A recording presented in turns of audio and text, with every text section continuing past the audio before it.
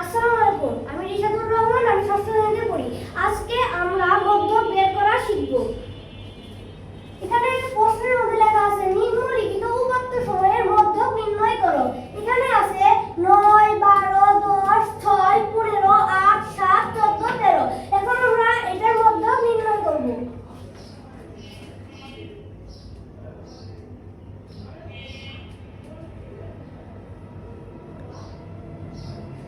এখন আমরা দেখব এটা কি বিন্যস্ত নাকি অবিন্যস্ত। এটা এখন বিন্যস্ত, মানে একটা ছোট একটা বড় আবার ছোট আছে, তাই এটা অবিন্যস্ত। তাই এটাকে আমরা এখন বিন্যস্ত মধ্য করে সাজাবো।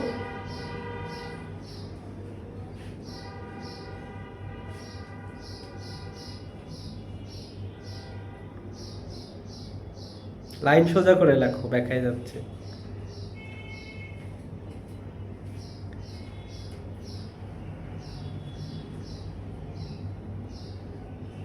এখন আমরা দেখব সবচেয়ে ছোট কোনটা। এখানে সবচেয়ে ছোট হচ্ছে 6। এই 6 লিখে আমরা এখানে একটা দাগ দিয়ে দিব। তারপর লিখব 7, বড় করে লেখো। তারপর 8, তারপর 9, তারপর হলো 10, তারপর লিখব আমরা 11। এখানে 11 হয়, তাই লিখব 12, তারপর লিখব 13, তারপর 14, 14 পরে আছে আরেকটা, আছে 15। তারপর এখানে দেখব এটা কি জোড় নাকি বিজোড়। 1, 2, 3, 4, 5, 6, 7, 8, 9।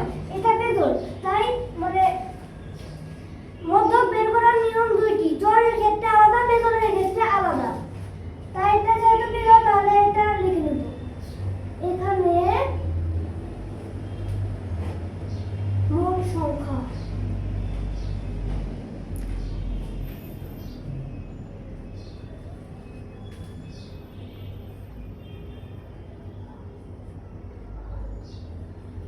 নয়টি, যা বেজোড়।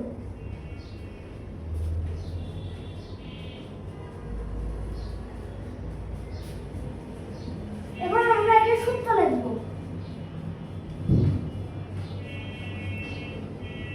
মধ্যক সমান সমান n প্লাস 1, এখানে হবে 2 বড় করে লেখো।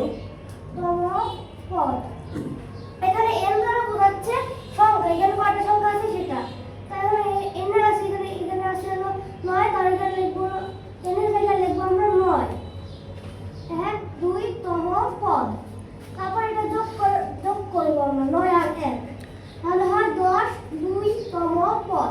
তারপর এটা আর এটাকে ভাগ করব, তাহলে 2 দ্বারা 10 কে ভাগ করব, হয় 5, 5 তম পদ। এখন এদিকে থেকে আমরা গুনব। 5, 5, 5, 1, 2, 3, 4, 5, 5 হলো 10, তাই এখানে আমরা লিখব 10। উত্তর উত্তর হলো 10। আসসালামু আলাইকুম। তাহলে আমরা খুব সহজে কিন্তু কি শিখলাম? মধ্যক। বিজোড় সংখ্যার মধ্যক বের করা শিখলাম। তোমরাও কিন্তু চাইলে এইভাবে খুব সহজে মধ্যক বের করে ফেলতে পারো। ধন্যবাদ রিশাদ তোমাকে।